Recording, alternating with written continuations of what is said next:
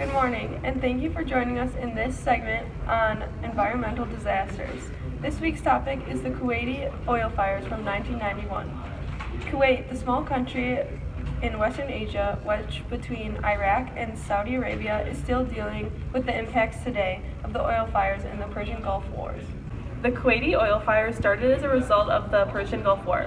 Kuwait's oil production made it valuable to other countries, and Iraq's president, Saddam Hussein, believed he was entitled to it. However, with the war drawing to a close, he had not won control of the small country and did not want anyone else to benefit from its riches.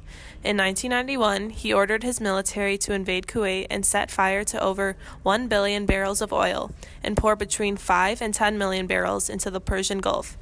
Lauren, can you tell us about what kind of damage these fires have made? These fires have caused a lot of environmental damage. One of the most important and serious is the vast lakes of oil that have formed around the desert and the leaking wells. Altogether, there are over 200 lakes containing between 30 million and 60 million barrels of oil. All these oil lakes began to evaporate, and they leave behind sticky residue that then seeps into the desert, poisoning the surrounding area. Overall, it's estimated 1.5 billion barrels of oil have rained down on the surrounding area, 11 million of those barrels washing into the Persian Gulf.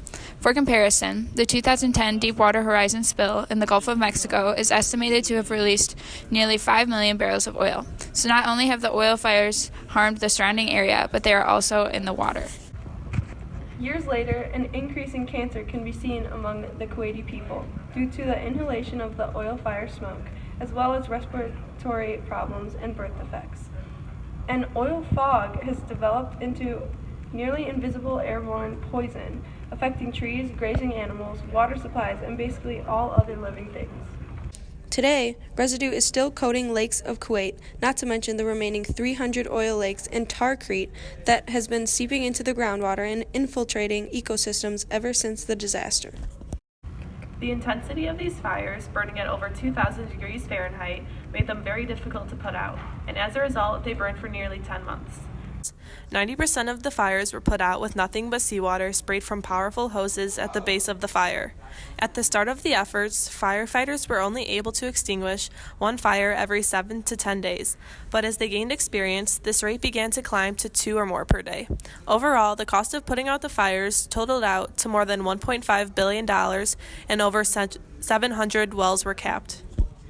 Once the fires were put out, the next step was rebuilding the surrounding areas. Over 200,000 tons of equipment were imported to aid in the project, which was named the Return in Arabic. A team of 16,000 workers from the Bechtel organization set out to clean the Gulf, rebuild offshore export piers, reconstruct tank farms, administration buildings and warehouses, and even install a telecommunications system. Overall, oil production was restored to pre-war capacity in just 12 months. Unfortunately, we have not seen many policy changes after this disaster. Governments had actually attempted to withhold information and cover up how badly the environment and the people were impacted. The United States tried to suppress any anxiety about the damages in order to preserve the oil industry and the revenue it brought to the country, while Kuwait tried to repopulate their country after the large evacuation during the fires. We hope that in the future, a disaster like this never happens again. Thank you for joining us today. Hopefully you learned a lot about the Kuwaiti oil fires. You can click the link on our website to donate to environmental cleanup around the world.